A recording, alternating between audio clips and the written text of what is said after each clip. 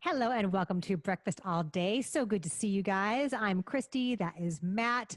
That is the one and only Alonso. Alonso will describe for us the one and only Ivan, which is out now on Disney Plus. I think it was supposed to come out theatrically, I would assume, given who all is involved in it, but it's on your TV now, so tell us about it. It's all moot now.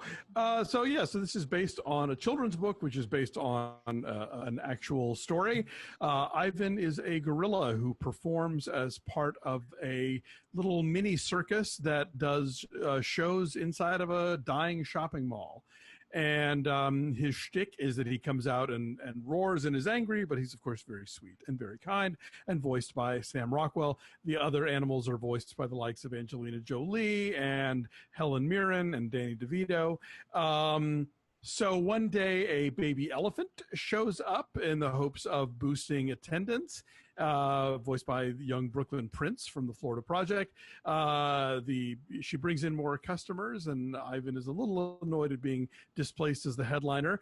But when Stella, the older elephant, voiced by Angelina Jolie, passes away, she makes Ivan promise that he'll get the baby elephant Ruby out to live in the wild and not be stuck in this mall her whole life the way they have been. So he begins to plot escape by various means, and everybody learns valuable lessons. But also, the thing that made him interesting in real life, that's true. Which is like an afterthought here, is the he's fact a visual artist. He expressed himself through art, and the way they tell that in this film is that this little girl who is the daughter of one of the stagehands, comes by and hangs out in the afternoons, and she likes to draw, and she shares her crayons with Ivan one day. He does these little scratches that are abstract but very bold and cool looking, and then she gives him her finger paints, and in no time he's making these really elaborate landscapes. Like his technique has evolved significantly in a very short period of time,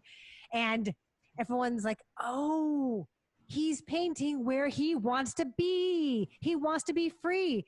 This is trying to get its arms around so much and so many different kinds of stories and so many different kinds of themes. And it jumps really jarringly from wacky dog fart joke humor to very lofty notions about the poignancy of freedom in the wilderness. And this movie wants you to cry about every 20 minutes or so, and it does not earn any of them. No, and it's got all these subplots and the total waste of a really impressive voice cast. Like Shaka Khan is the voice of a chicken who is literally stuck doing a "why the chicken crossed the road" joke. Actually, that was kind of funny. Was that funny? Bryan Cranston, by the way, is the ringmaster of all of this, and his character pivots on a dime whenever the movie needs it to, in a way that's really frustrating. This was written by Mike White, who has a cameo, and the thing about Mike White is he is a very talented writer who's written some really great movies. He also is not above a money gig. Like, he's one of the credited writers on the Emoji Movie. So this, to me, just felt like a money gig for Mike White, because it's not very well put together at all, I don't think. But I feel like with this kind of material, with this kind of inspiring true life story, I bet that everybody, Mike White included, probably went into it with these very altruistic notions of this is inspiring and it's heartfelt and it's for the family, and this is not a schlocky money gig like the Emoji Movie. And as you say, it's trying to tug at our heartstrings and not achieving that. And I think a lot of that has to do with just the way it yanks around in terms of tone and how it's really cramming in so much. I mean, the art thing is like an afterthought, and Bryan Cranston, the movie does not know how it feels about Bryan Cranston. Exactly. Yeah, no, this is, I think, a classic, horse designed by committee becomes a camel. Like that. This has the stink of studio notes all over it. You don't get the impression that they really fully understood what kind of story they were telling and how they wanted to tell it. So they just tried all the things at various different points in the movie. It's directed by Thea Sharrock, who did Me Before You, which I also did not care for, and also really wanted you to cry and didn't deserve it at all. I'm sorry, Paddington 2 is my gold standard for this kind of talking animal kids movie that makes you feel things and is also funny. And this movie is just not fit to marmalade his bread. Matt? Yeah, this isn't a good movie. And, one of the ways I think that at least I have been able to tell whether something is good or not, aside from just the obvious quality, is that if I'm streaming the screening at home and I keep getting up to do stuff, like if I keep thinking about other things I need to do and other chores and work and stuff and take a break and go do stuff, then that's not a good sign for any particular movie, right? And this isn't just a home screening thing too, because I remember watching Batman and Robin and suddenly thinking about laundry. I gotta the whites or the colors. What do I? Yeah, exactly. My skates.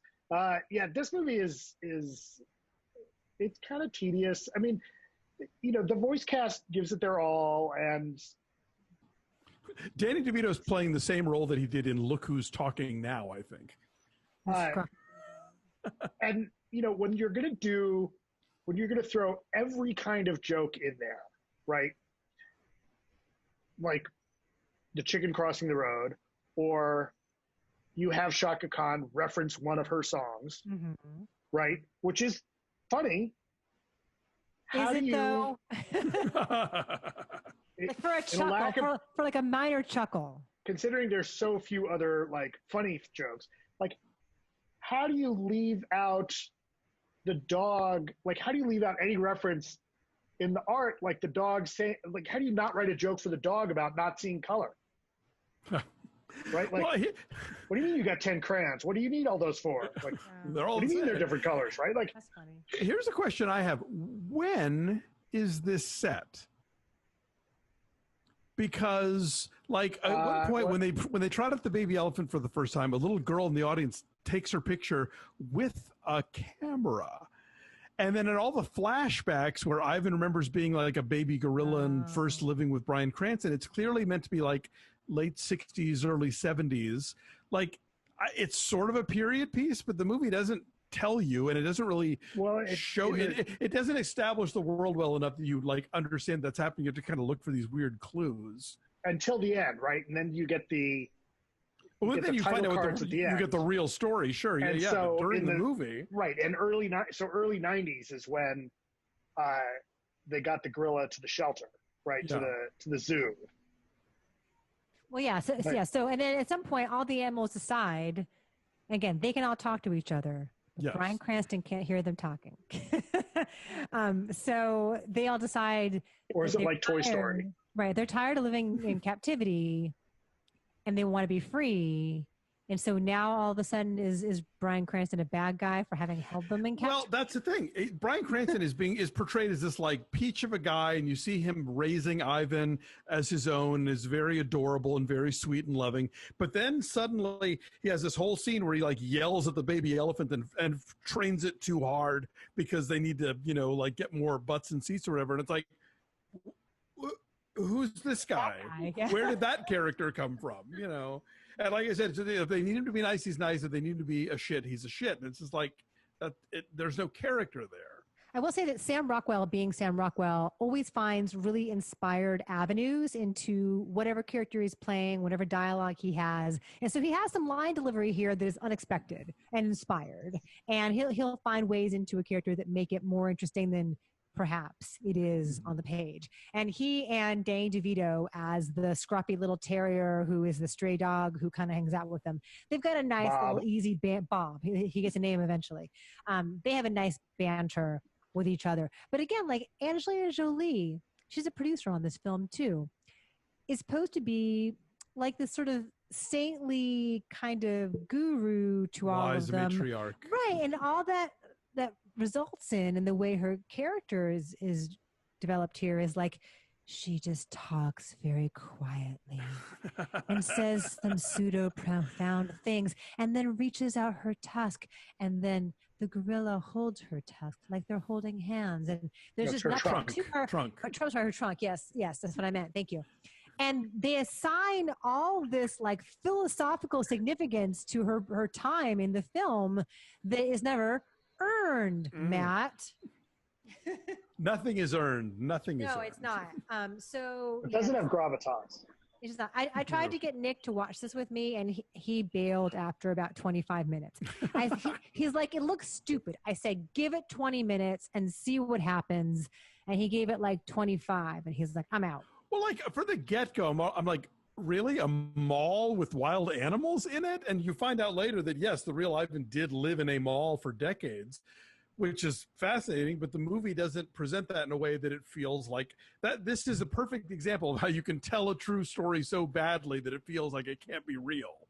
You know, it's like, just because it actually happened doesn't mean I'm buying it from this movie, especially if you're not going to tell me till the end that it really happened that way, you know? Yeah. Anyway, I'm saying 4.3. I said 5. Like, you know, I think there's the animal effects are pretty smooth. Like, they're getting really good at, you know, because I'm sure it was all green screen all the time. It's no Jungle Book, you know, but or all mocap all the time. But it's kind of a hot mess. 4.5. Okay, our numbers are 4.6. You can watch it if you have Disney Plus, but I would not go out of my way to subscribe to Disney Plus for this. No. Wait for Mulan. If you want to see a movie about sassy talking animals in a circus, Madagascar 3 is your way to go. I'm just going to throw that out there as alternate viewing. Anyway, thanks for watching, everybody. Please like this video, subscribe to our YouTube channel, follow us at BeFastAllDay on Twitter, Instagram, and Facebook, and go visit our Patreon page at patreon.com/BeFastAllDay. We are starting up our recaps of HBO's Lovecraft Country, and next week we'll be starting up our recaps of HBO's The Vow, aka the sex cult documentary. So you'll want to be around for that. Thanks for watching. We'll see you guys next time. Bye.